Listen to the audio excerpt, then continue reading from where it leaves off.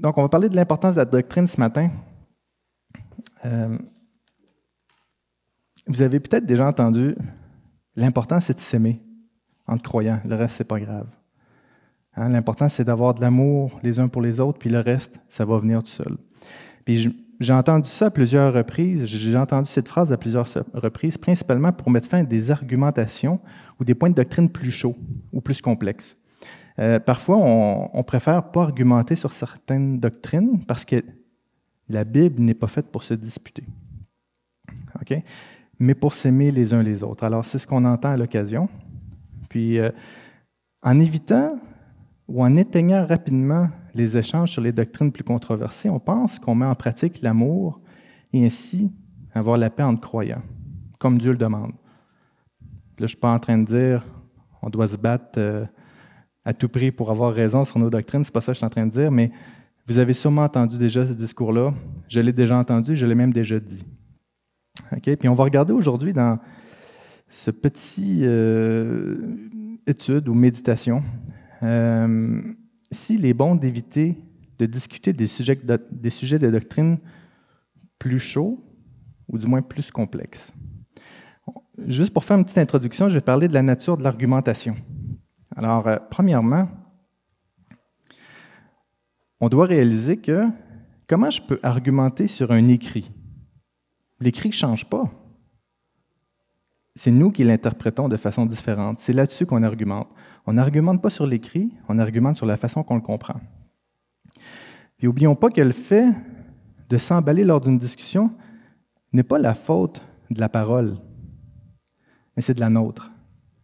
Car les doctrines bibliques sont saintes, puis sont là pour être étudiées, puis sont là pour être comprises. La parole de Dieu est parfaite, c'est notre compréhension qui ne l'est pas. C'est souvent dû à des influences coercitives, des influences externes ou des penchants naturels qu'on peut avoir, qui vont nous faire interpréter tel verset d'une façon ou d'une autre façon. Je vais avoir un exemple assez solide pour vous tantôt. Okay? Je vais peut-être voir des réactions dans la salle.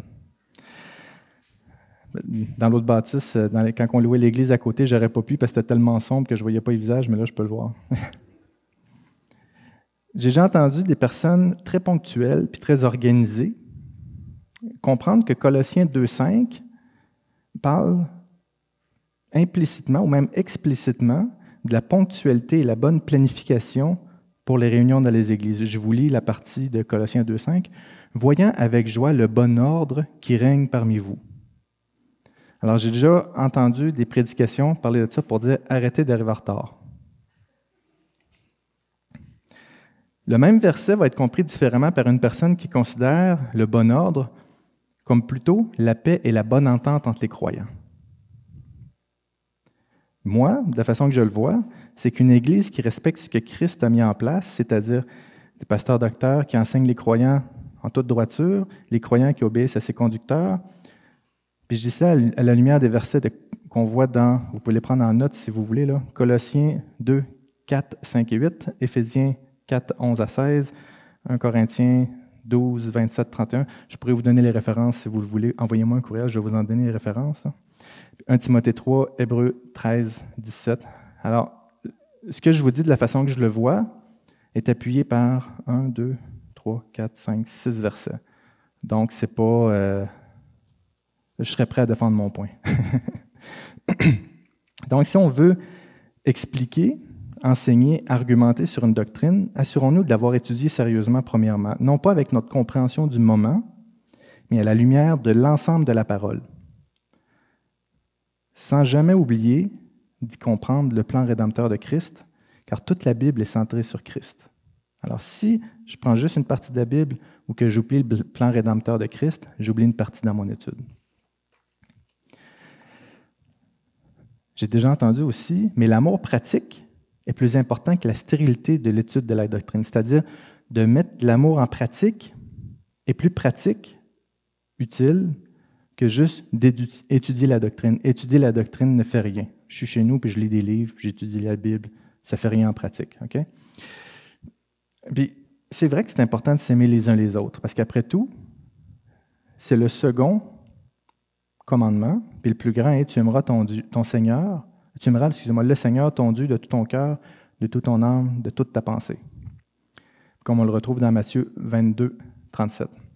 Puis la question qui me vient à l'esprit, quand j'entends que s'aimer est plus important que d'aller au fond des doctrines, c'est la suivante.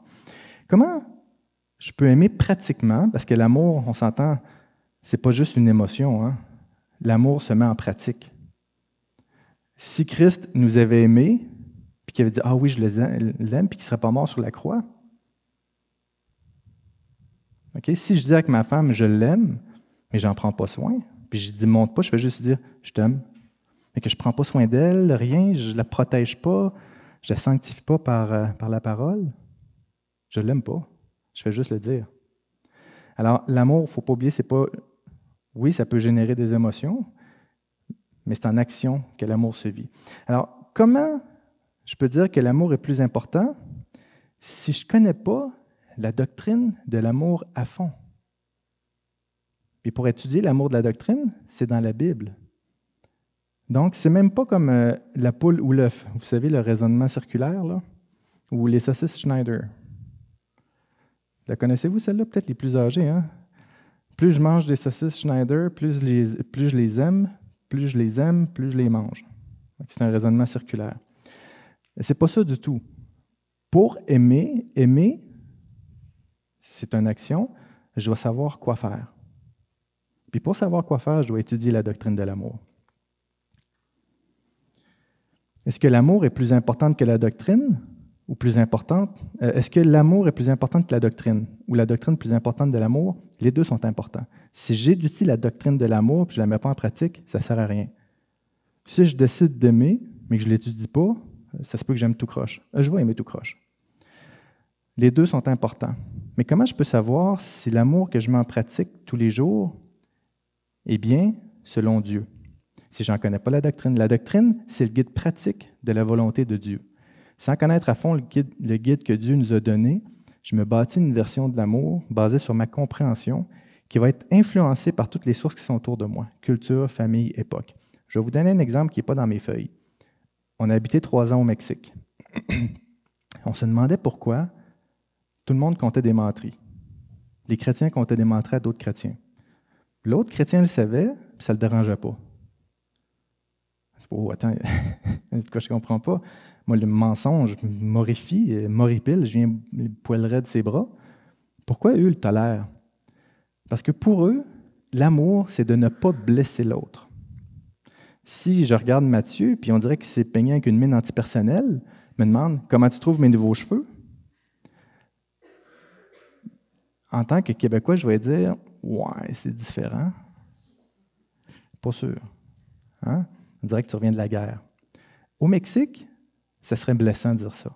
C'est qu'ils vont dire « Oh oui, j'aime beaucoup ça », mais il va y avoir un non-verbal qui dit le contraire et l'autre va le comprendre. L'autre va dire « Merci beaucoup », puis il va avoir compris que l'autre n'aime pas ça par son non-verbal. Mais ce qui sort de sa bouche, c'est « Oui, j'aime ça ». Parce que pour eux, l'amour de ne pas blesser l'autre est plus important que la vérité. Fait que si je me base sur ma culture, si je me base sur mon interprétation, je suis dans le champ, parce que je suis influencé par ce que j'ai autour de moi. C'est pour ça que c'est important d'étudier la doctrine. Puis certains vont me dire que l'Esprit nous enseigne. Puis c'est vrai que l'Esprit nous permet de comprendre des choses. Mais l'Esprit ne nous installe pas la compréhension des doctrines. Ce n'est pas comme une application qu'on télécharge sur notre téléphone puis qui s'installe sur notre téléphone. Ce n'est pas comme ça que ça fonctionne. Si ce serait le cas, si en recevant l'Esprit, je saurais comment aimer et je connaîtrais les doctrines, alors pourquoi il y a les pasteurs docteurs qui sont là pour enseigner clairement qu'on voit dans Éphésiens 4? C'est clair qu'ils sont là pour enseigner. Ils enseigneraient quoi? Puis pourquoi il y a des pasteurs et docteurs si tout le monde aurait la même compréhension de l'Évangile? Puis pourquoi le Seigneur, puis pourquoi les apôtres auraient eu besoin d'enseigner? L'Esprit est important pour nous aider à comprendre la parole. Sans l'Esprit, on ne peut pas comprendre la parole. Donc, l'Esprit nous permet de comprendre des doctrines bibliques, il ne nous les inculque pas. Ça, c'est important à comprendre. Plusieurs croyants que j'ai rencontrés aussi au cours de ma vie disent bien comprendre l'amour de Dieu. Puis parfois, leur comprendre l'amour de Dieu est un peu simpliste, puis puis en passant, je pense à moi quand je dis ça, là. Obéis à Dieu le plus possible, fais du bien à ton prochain, fâche-toi pas, parle doucement. Avec ça, on a une base. C'est vrai. Ces choses-là sont vraies, mais ce n'est pas tout. On a besoin de comprendre un petit peu plus profondément l'amour de Dieu pour bien la mettre en pratique. En passant, attendez pas de la comprendre parfaitement pour la mettre en pratique. Ça va être lorsqu'on va être avec le Seigneur Jésus. On les comprend imparfaitement, mais au fur et à mesure que je comprends de quoi, je le mets en pratique. Mais il faut que je continue d'étudier toutes les doctrines. Alors, attendez pas d'être parfait pour faire quelque chose. Vous allez attendre longtemps. Moi, j'ai dit à Daniel, Daniel, tu sais que je ne suis pas parfait, hein? Quand il m'a demandé si j'étais intéressé de travailler avec lui, j'ai dit, tu sais que je ne suis pas parfait? Il dit, parfait, on va être deux. Fait que, on ne peut pas attendre d'être parfait pour être pasteur, si le Seigneur nous appelle. On ne peut pas attendre d'être parfait pour mettre en pratique ce qu'on connaît. La compréhension de l'amour de Dieu est de comprendre premièrement l'amour que Dieu a pour nous. Dans plusieurs aspects pratiques, parce que, voilà, il y avait comme un point, ça aurait dû être une virgule. La compréhension de l'amour de Dieu est de comprendre premièrement l'amour de Dieu, l'amour que Dieu a pour nous dans plusieurs aspects pratiques. Hein. De cette même façon, on peut aimer notre prochain. Puis une compréhension trop simpliste de l'amour de Dieu pourrait me pousser à m'offrir moi-même en sacrifice, littéralement, pour les autres. Si je dis que l'amour de Dieu, c'est de faire comme Christ, j'allais me faire crucifier. Non, c'est pas ça. Ça, c'est un amour que j'interprète de cette façon-là. Alors, une interprétation trop simpliste pourrait nous amener à sacrifier nous-mêmes, littéralement, pour les autres. Ce serait complètement inutile et ce serait même scandaleux. Alors, c'est pour ça que c'est important d'étudier la doctrine. Alors, il ne faut pas tenir pour acquis que d'avoir des bons sentiments, un bon vouloir, est suffisant pour avoir la paix entre croyants. Parce que souvent, les divisions qui déchirent les églises et les chrétiens, les deux parties ont des bonnes intentions. Pas tout le temps, mais des fois. Les deux ont des très, très bonnes intentions, pourtant il y a des déchirements. C'est que les bonnes intentions, puis le bon vouloir, puis les bons sentiments, ce n'est pas suffisant. Ça prend la parole de Dieu pour savoir comment aimer. Puis il est important de comprendre cette doctrine de l'amour, ok, c'est important, mais je veux démontrer dans cette étude, cette méditation, combien c'est important de comprendre les doctrines bibliques pour un croyant. Puis les doctrines sont toutes attachées une à l'autre. Une mauvaise compréhension d'une doctrine va nous amener bien loin dans d'autres doctrines. Puis c'est ça qu'on va voir. Puis je n'ai pas pris le sujet le plus facile. Pourquoi? Parce que je n'ai pas eu le temps de le travailler plus que ça.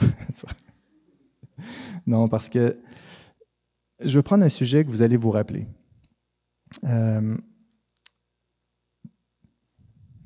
Pour un croyant, d'aller au fond de la compréhension des doctrines, c'est vital à la vie chrétienne. Même si ça prend des années pour approfondir une doctrine, c'est pas grave. C'est pas un sprint. C'est un marathon. Puis ça demande beaucoup d'humilité parce que c'est possible qu'on s'aperçoit qu'on a été dans l'erreur pendant 20-25 ans. Moi, le premier. J'ai été dans l'erreur pendant 25 ans sur bien des doctrines. Je n'ai pas de problème à l'avouer parce qu'on est tous dans le même bateau, puis on a tous des choses à s'améliorer, puis il y a des choses que je crois là que je vais peaufiner au cours de ma vie. Ben, j'espère que je veux peaufiner ça. Puis l'exemple que je vais vous donner, vous allez voir, ça part avec un détail, mais ça finit avec un sujet un peu choquant. Ben, pas que ça va irriter vos oreilles, mais ça laisse à réfléchir. Là. Puis vous allez voir, essayez de voir toutes les doctrines que ça touche. On va prendre deux doctrines différentes. On va prendre un sujet, puis selon deux doctrines, on va regarder vers où ça nous mène. Puis vous allez voir la grosse différence qu'il y a juste sur un point doctrinal. On va parler du libre arbitre du salut versus l'élection. Tant qu'à prendre un sujet chaud, on va en prendre un solide. OK? Alors, il y en a qui croient qu'on accepte le salut, puis il y en a d'autres qui croient qu'on reçoit par le Saint-Esprit la capacité de croire en Christ. Il y en a un qui, l'arménianisme qu'on dit, ou le libre arbitre, c'est la personne qui choisit de croire, tandis que la théologie de l'élection, la doctrine de l'élection, c'est c'est Dieu qui me permet de croire. OK? On va commencer avec... Là, dites-vous que ce que je dis, je le dis, mettons, en tant que quelqu'un qui croit au libre arbitre du salut, autrement dit, le libre choix d'être sauvé ou non. Alors, la question est, si Dieu est parfaitement amour, pourquoi permet-il que les gens aillent en enfer? Y a-t-il pas la puissance de toutes les sauver? Alors ça, c'est la question de base. Puis on va voir jusqu'où ça nous mène. Alors là, je vous le dis, on se met dans la peau d'un Arménien. Alors si vous croyez au libre arbitre du salut, vous me direz que ce n'est pas la faute de Dieu, mais que les hommes ne l'ont pas accepté. C'est pour ça qu'ils ne sont pas sauvés. C'est qu'on va retourner au Jardin d'Éden, parce qu'on n'a pas le choix de retourner au Jardin d'Éden pour parler de ça. Là, vous allez me dire pourquoi, mais on va voir les doctrines que ça touche. Au Jardin d'Éden, Dieu était omniscient, et Dieu l'est encore d'ailleurs, puis il savait qu'Adam et Ève tomberaient dans la ruse du serpent ancien. Puis pire, Dieu a donné Ève à Adam pour l'aider, elle ne l'a pas aidé. OK? Elle lui a donné du fruit interdit. N'oubliez pas que Dieu est omniscient. Donc, s'ils étaient parfaits, comment ils ont pu pécher? Puis là, je pose la question, est-ce qu'un être parfait peut pécher? Là, je sais qu'il y a une question d'être parfait, faillible et infaillible, mais je ne veux pas rentrer là-dedans, c'est pour donner un exemple. Donc, il était peut-être, là, certains vont dire, il était peut-être pas parfait. Mais ça ne se peut pas, Dieu crée juste des choses parfaites. Mais bon. Dieu, il a peut-être créé imparfait, mais non coupable. J'ai déjà entendu ça aussi. Il n'était pas coupable du péché. Donc, Dieu les a créés imparfaits, mais non coupables. Ça pourrait avoir de l'allure comme réponse. Hein? Dans le jardin, il y avait donc le libre arbitre de pécher ou non. Parfait. Donc, à notre naissance, là, on revient maintenant. On vient de régler le jardin d'Éden, on revient maintenant. Donc, à notre naissance, on est imparfait, mais pas coupable de notre péché. Puis dès qu'on pêche, on devient coupable. J'ai déjà entendu ça aussi. C'est pas ce que je crois, je vous le dire. Fait que si tel est le cas, un enfant mourant en bas âge va automatiquement au ciel, sans besoin du Seigneur Jésus.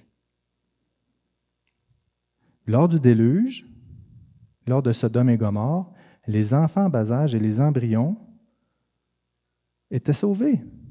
Ils n'ont même pas eu besoin d'avoir la foi. Ça voudrait dire que la foi n'est pas le seul moyen d'aller à Christ. L'innocence peut nous sauver. Ça veut dire qu'il va y avoir des non-croyants au ciel. En passant, il n'y a pas de limbe, il n'y a pas de purgatoire. Okay? Fait que si les enfants mourant en bas âge ne croient pas, ils peuvent. Parce qu'ils ne peuvent pas. Fait que c'est clair que ceux qui sont en Adam doivent revivre par Christ seulement. Alors là, ça commence à graffiner. Mais c'est clair aussi dans 1 Corinthiens 15, 22, qu'on est tous en Adam. Naître en Adam, ça veut dire naître déjà coupable. On va le voir un petit peu plus loin. 1 Corinthiens 15, 22 dit « Et comme tous meurent en Adam, de même tous revivront en Christ. » OK, là, on a un problème théologique. Je pourrais aller plus loin que ça, mon exemple est plus long que ça. Là. Mais la théologie que ça touche, les doctrines que ça touche, ça parle du ciel et de l'enfer, parce qu'on ne peut pas parler d'un sans l'autre, du libre arbitre, la culpabilité de l'homme, la position de l'homme dans la création, le salut par Christ seulement, les alliances et beaucoup d'autres. Alors, d'une seule question, pourquoi Dieu permet qu'il y ait des gens qui aillent en enfer? Il y a plein de théologies qui s'attachent à ça, plein de doctrines qui s'attachent à ça sur ce point-là. Puis, si dans mon chemin de réflexion, il y en a une qui change, ça prend une autre direction, une autre direction, une autre direction, une autre direction. Puis quand on regarde à la lumière de ça, lorsqu'on regarde toutes les branches chrétiennes qui existent, ça s'explique. Souvent, les branches chrétiennes sont séparées par des théologies ou des points de doctrine différentes. Pourtant, la Bible reste la même. Il n'y a pas 18 façons que la Bible a été écrite. Elle a une façon. Ces séparations-là sont dues à des compréhensions différentes de la parole. Fait que c'est difficile de négliger une doctrine parce qu'ils sont tous interreliés. Là, j'ai donné juste un exemple. On va reprendre le même exemple, puis vous allez voir où ça nous mène, mais avec quelqu'un qui croit à l'élection. Alors, si Dieu est parfaitement amour, pourquoi permet-il que des gens qui aillent en enfer? Y a-t-il pas la puissance de toutes les sauver? Alors là, je suis dans l'autre pantalon, là. Alors, si vous croyez à l'élection, vous allez me dire que Dieu a le droit de choisir qui il veut pour faire miséricorde. Et les autres vont passer par la justice. Dans les deux cas, c'est juste.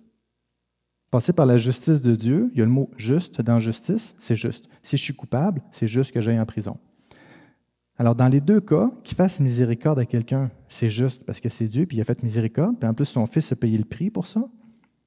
Puis quelqu'un qui va en justice est juste. Il n'y a pas d'injustice là-dedans.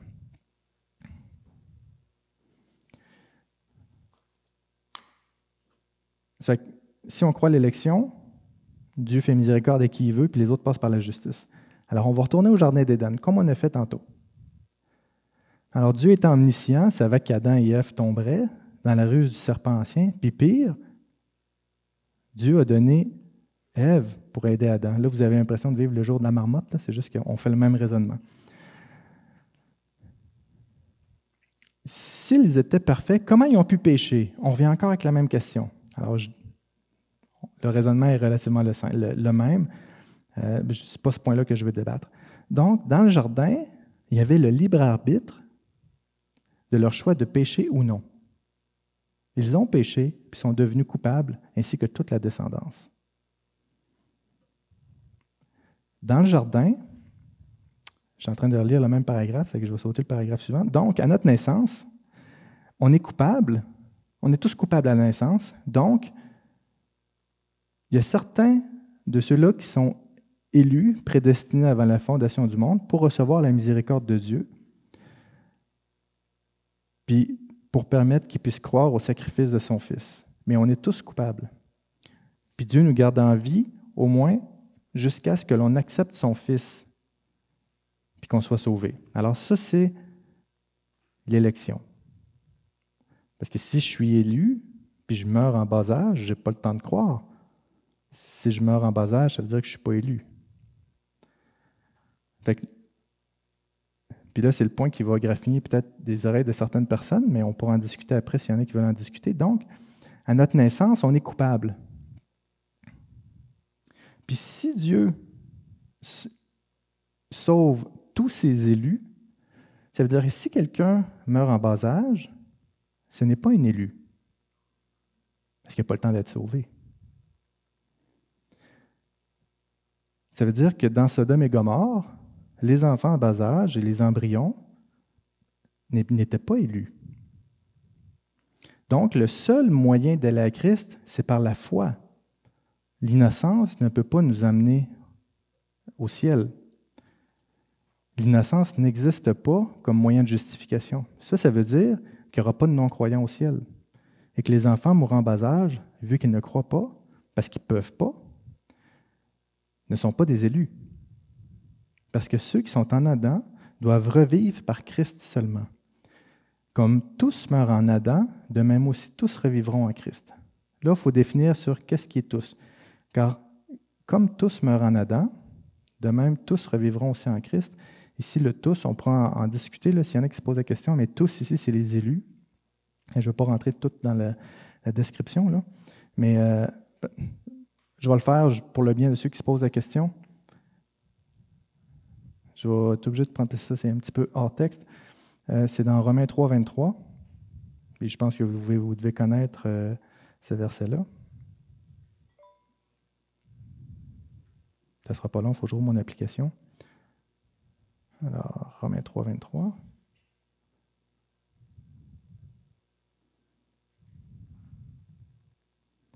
Car tous ont péché et sont privés de la gloire de Dieu. On s'entend là-dessus? On est tous pécheurs et on est tous privés de la gloire de Dieu. Ici, on a le mot tous, et ils sont gratuitement justifiés par sa grâce. Alors, si on dit que le mot tous de Romains 3, 23, c'est tout le monde, ils sont gratuitement justifiés par sa grâce, est-ce que ça veut dire que tout le monde va être sauvé? Non. C'est clair que ce n'est pas tout le monde qui est sauvé. Donc, il faut faire attention quand on voit le mot tous. Des fois, ça représente tous les élus, des fois, ça représente tout le monde. Et je ne veux pas Ça, c'est un autre sujet. J'ai fait un autre document là-dessus. Peut-être qu'un jour, je vous le présenterai. Donc, si je crois au libre arbitre, ça serait difficile de dire qu'il n'y aura pas de non-croyants au ciel.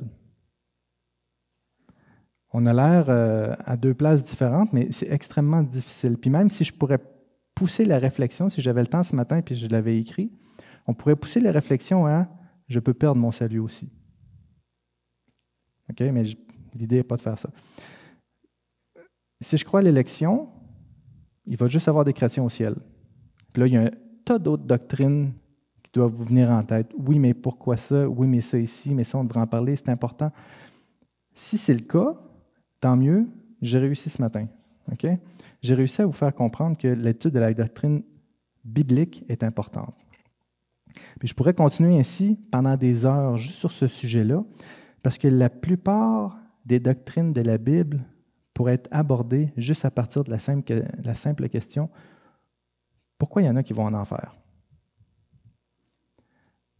Mais l'idée, ce n'est pas de tout discuter de ça, c'est pour vous montrer l'importance et l'attachement des doctrines qu'il y a. J'ai pris ce sujet-là parce que c'est probablement le sujet que j'ai entendu le plus qu'on m'a dit « Ouais, mais on ne parlera pas de ça, ça ne change rien dans nos vies. Tu sais, je suis sauvé, tu es sauvé, ça c'est important. » C'est pas vrai. Ça change toute notre compréhension. Puis si notre compréhension change, la mise en pratique change. Ça pourrait être vrai dans le cas qu'on voudrait faire fi de toutes les doctrines étant attachées au salut. Je ne pense pas qu'il y ait aucun chrétien qui veut ça. Si cette doctrine-là serait vraiment vaine ou stérile, elle ne serait pas dans la parole. C'est juste pour vous démontrer qu'un changement de compréhension d'une seule doctrine affecte notre compréhension complète de la Bible. Puis à la suite de l'exemple que j'ai donné, j'espère que vous allez comprendre que ça affecte non seulement la compréhension de qui est Dieu, mais aussi de comment il sauve, de la création de l'homme, du rôle de l'homme et de la femme, du couple, des enfants, du ciel, de l'enfer, de comment on doit agir, comment est-ce qu'on doit enseigner, comment est-ce qu'on doit guider, comment est-ce qu'on doit supporter et aimer, tant les croyants que les non-croyants. Puis ici, on ne parle pas d'une seule doctrine, mais dans ce que je viens de dire, il y a des dizaines de doctrines. Alors, vous comprenez pourquoi il y a autant de dénominations sous le couvert de la chrétienté. Puis si vous êtes un enseignant de la parole ou qu'un jour vous devenez un enseignant de la parole, j'insiste encore plus sur le fait de bien connaître les doctrines bibliques parce que Dieu utilise les enseignants pour guider son troupeau. Puis c'est une responsabilité qui doit être remplie avec sérieux. Les parents ont des enfants. Les parents enseignent les enfants. Vous avez aussi cette responsabilité-là de les enseigner dans la droiture. Si vous faites l'école du dimanche, même si vous encouragez un frère et une sœur au téléphone, « Ah, je vais t'encourager parce que tu as une période difficile », il faut l'encourager dans la droiture, c'est super important. Alors, chaque chrétien devrait avoir à cœur d'étudier la doctrine. Une de ces façons d'étudier, c'est en écoutant des messages, ça c'est bien, mais aussi en étudiant la parole, puis en posant des questions. Si une doctrine que vous n'êtes pas certain, posez des questions, lisez des commentaires recommandables, parce qu'on peut trouver de tout sur Internet, mais des commentaires recommandables. Puis, c'est pour ça qu'on ne peut pas pousser sous le tapis de l'amour. Vous savez, le tapis de l'amour, on pousse beaucoup de choses sous le tapis de l'amour. Hein? Les doctrines générant des discussions. Non, on va arrêter d'en parler, on va se disputer, on va juste lever le tapis de l'amour, puis on va dire, tiens, on va l'écraser comme ça. À force d'en mettre, vous allez trébucher dedans dans votre vie chrétienne. Je vais donner un autre exemple, puis j'espère que celle-là va vous rester encore plus. Imaginez un chauffeur automobile. Ici, on a quelqu'un qui conduit des camions, ça fait que c'est important qu'il respecte la signalisation routière. Mais imaginez quelqu'un qui a appris par lui-même. Il a embarqué dans une auto, il a gossé après tout et piton, puis il a fini par faire partir l'auto. Puis il dit, je vais aller sur la route. Aucune idée comment ça marche. Il regarde un peu les autres. Puis là, il voit un triangle rouge à l'envers avec les coins arrondis. Aucune idée de ce que ça veut dire. Vous avez un arrêt qui est marqué « arrêt », on peut le comprendre. Mais un triangle rouge à l'envers, j'espère que vous savez c'est quoi sur la signalisation routière. C'est un décéder le passage. C'est une blague. Décéder le passage. Mais visuellement, ça ne veut rien dire. Alors, imaginez qu'il se fait arrêter par la police, Puis là, il dit, t'as pas fait ton CD. Bon, quoi? Ton CD, le panneau CD le passage. Hey, ça veut rien dire, ce panneau-là. Comment veux-tu que je le sache? Parce qu'il n'a pas étudié la signalisation routière, mais il avait une bonne intention de conduire. Et peut-être qu'il faisait même des lifts à d'autres. Hein? On est-tu un chauffeur comme ça, qu'on donne des lifts à d'autres, qu'on enseigne des gens, mais qu'on ne sait pas exactement ce que veut dire les signalisations routières? Ce qu'il faut savoir, c'est que, je vais reprendre l'exemple du chauffeur, ce chauffeur-là, en étudiant la signalisation routière, il respecte puis aime les autres chauffeurs parce que ça va éviter des accidents. Un chrétien qui étudie les doctrines, il le fait par amour pour Dieu, mais aussi pour ses frères et sœurs. Si tout le monde on comprendrait les doctrines de la même façon, est-ce qu'il y aurait des séparations? Il n'y en aurait pas. On serait tous unis, puis on courrait tous la même chose. Fait que, vous voyez, j'espère que cet exemple-là va vous rester, mais on ne peut pas juste interpréter qu'est-ce que veut dire un triangle rouge à l'envers. Il faut chercher. Il y a un manuel de la signalisation routière pour les chrétiens, c'est la Bible, puis il faut l'étudier sérieusement. Puis oui, il y a des choses plus difficiles que d'autres à comprendre dans la parole. Puis il y a des choses de Dieu qu'on ne peut pas saisir. Si, mettons, je vous demande, on va parler de l'infinité de Dieu, on va voir qui a raison. Est-ce qu'on peut comprendre l'entièreté de l'infinité de Dieu? Je ne pense pas. Parce qu'on est dans un... Puis là, quand je parle de l'infinité, c'est dans le temps. L'infinité dans le temps, qui est là depuis toujours puis qui va être là pour toujours. Moi, je suis né dans une date, X, puis tout le temps, pour moi, c'est ma réalité. Donc, je ne peux pas comprendre qu'est-ce que c'est l'infini. Je peux m'imaginer que ça va être long, mais l'infinité ne sera pas long. Je ne peux pas saisir cette notion-là.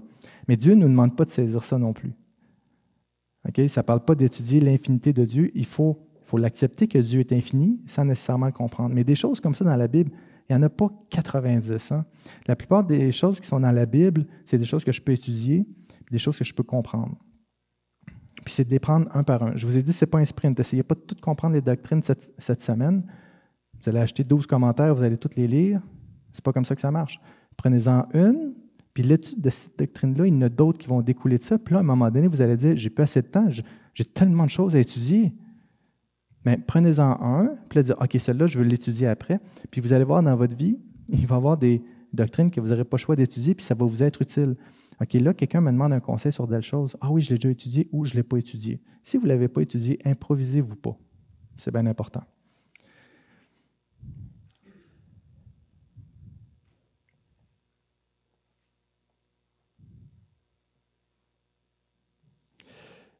Si vous n'êtes pas en mesure de parler de ces sujets-là tranquillement et en paix, peut-être que vous devez commencer par la doctrine de l'amour. C'est une bonne idée. Donc, s'il y en a qui sont portés à se disputer là-dessus, étudiez l'amour, la doctrine de l'amour, puis là, vous allez voir, ça peut être juste un point de départ. De discuter des doctrines de Dieu entre croyants, c'est une bénédiction. Puis si on prend cela comme une attaque personnelle, c'est peut-être parce que je suis en train de défendre mon opinion. Si on défend la parole, pourquoi on le prendrait personnel? On n'a pas inventé les doctrines. Ce n'est pas les doctrines de Dominique ou les doctrines de Daniel. On les apprend, on les découvre, puis on devrait être en mesure d'en discuter en paix avec nos frères et sœurs. Puis ça se peut qu'on ne les voit pas de façon... Moi puis Daniel, mais vous connaissez un peu l'histoire que moi puis Daniel, au début, qu'on se rencontrait, puis j'étais complètement en désaccord avec tout ce qui sortait de sa bouche à peu près. Puis on était capable d'en parler, même on en riait, on se faisait des blagues avec ça, on était capable. C'est parce que je ne le prenais pas personnel. Moi, je croyais ça, je voyais ça dans la parole, lui, il voyait ça d'une autre façon. Puis là, moi, je me disais, puis lui, il se dit ça aussi. Écoute, il doit y avoir une vérité. C'est juste qu'un des deux ne la saisit pas ou les deux ne la saisissent pas. Cherchons-la. Fait que moi, j'ai donné mes points de réflexion, il me donnait les siens. Puis il y a des choses sur lesquelles j'ai changé, puis il y a des choses sur lesquelles Daniel a changé aussi. Il n'en parle pas, mais oui. J'espère que tu vas écouter le message, Daniel. Donc, étudier la parole, discuter en paix, afin de comprendre toutes les doctrines se trouvant dans la parole. Les doctrines, c'est le gouvernail de notre navire. Ça demande des efforts pour le garder dans la bonne direction. Puis on va continuer l'analogie du gouvernail. Si votre gouvernail est trop petit, dès qu'il va arriver une grosse vague, vous allez partir à dérive. Puis, c'est ça qu'on voit dans Éphésiens 4, 14. Ainsi donc, nous ne serons plus des enfants flottants et entraînés à tout vent de doctrine, joués par les hommes avec leurs fourberies et leurs manœuvres séductrices. Donc, pour terminer, je reste à votre réflexion avec un proverbe que je crois que c'est de Alfred Cohen, K-U-E-N, on peut le dire comme on veut. Les trésors de la Bible s'ouvrent à ceux qui les cherchent. Donc, je sais que Daniel l'a déjà utilisé. Je l'ai pris de Daniel, qui l'a pris de Alfred. Donc, c'est ça. Alors, bonne étude de la parole. On va prier pour terminer cette section-là. Seigneur notre Dieu, on veut te remercier de ta parole que tu nous as laissée. Père, on est tellement reconnaissant qu'on ait un guide dans notre vie qui vient de toi. Père, on veut te demander de nous aider à l'étudier, à la comprendre. Une fois qu'on l'a compris, qu'on la mette en pratique dans nos vies. Père, on veut te demander de l'humilité pour lorsqu'on se trompe, de pouvoir changer de position, de pouvoir marcher dans tes sentiers. Ça dit que tes sentiers redressent les pieds croches ou quelque chose. Je ne sais pas les mots exacts, mais c'est ce que ça veut dire. Père, on veut marcher dans tes sentiers pour être dans la droiture. On veut pas obéir à nous ce qu'on croit, mais on veut obéir à toi ce que tu dis. Père, aide-nous à être des enfants fidèles, des enfants qui obéissent à ta voix, à ta volonté. Amen.